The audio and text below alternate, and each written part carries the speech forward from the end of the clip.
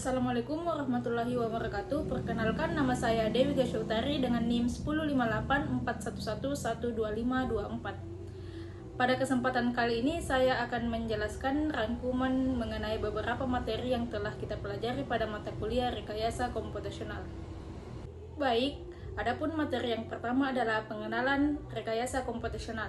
Secara sederhana, rekayasa komputasional merupakan bidang yang menggabungkan ilmu komputer, matematika, dan teknik untuk membantu menyelesaikan berbagai permasalahan yang kompleks melalui simulasi dan pemodelan komputer.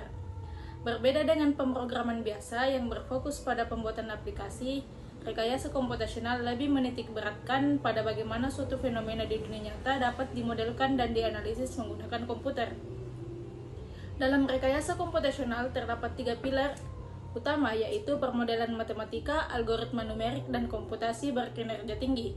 Ketiga komponen ini bekerja sama untuk menghasilkan simulasi yang akurat dan dapat digunakan dalam berbagai bidang seperti bidang kesehatan, teknik sipil, industri otomotif, dan bidang energi. Baik, materi yang kedua adalah algoritma greedy. Algoritma greedy merupakan metode optimasi yang bekerja dengan memilih solusi terbaik pada setiap langkah.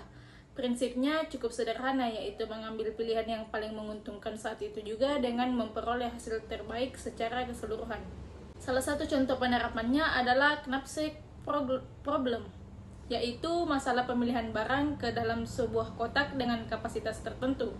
Pada materi ini dibandingkan 3 strategi, yaitu berdasarkan profit terbesar, berat terkecil, dan rasio profit terhadap berat terbesar. Dari hasil perbandingan, strategi berdasarkan rasio profit per berat memberikan hasil yang paling optimal. Selain itu, greedy juga diterapkan pada activity selection problem, yaitu memilih aktivitas sebanyak mungkin tanpa terjadinya tumpang tindih waktu.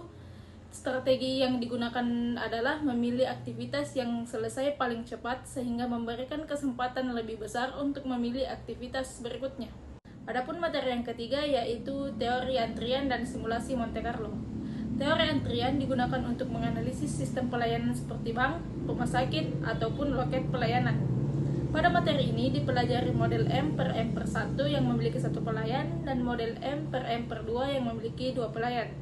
Beberapa parameter yang dihitung antara lain yaitu tingkat utilisasi sistem, rata-rata jumlah pelanggan dalam antrian, serta rata-rata waktu tunggu pelayan. Dari hasil perbandingan, terlihat bahwa penambahan jumlah pelayan dapat mengurangi waktu tunggu dan panjang antrian secara signifikan sehingga pelayanan menjadi lebih efisien. Selanjutnya kita beralih ke materi keempat, yaitu algoritma graf. Graf merupakan struktur yang terdiri atas simpul dan sisi yang saling terhubung. Pada materi ini dibahas 2 algoritma penting, yaitu algoritma Kruskal dan algoritma Dijkstra. Algoritma Kruskal digunakan untuk mencari jalur penghubung dengan total bobot minimum atau yang dikenal sebagai minimum spanning tree. Sementara itu, algoritma Dijkstra digunakan untuk menentukan lintasan terpendek dari satu simpul ke simpul lainnya. Algoritma ini banyak diterapkan pada sistem navigasi, pencarian rute, dan jaringan komputer.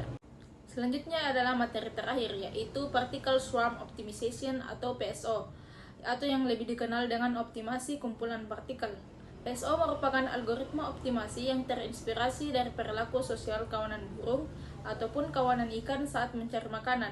Dalam algoritma ini, setiap burung dianalogikan sebagai partikel atau sebagai kandidat solusi, dan posisi makanan melambangkan solusi optimal yang ingin dicapai.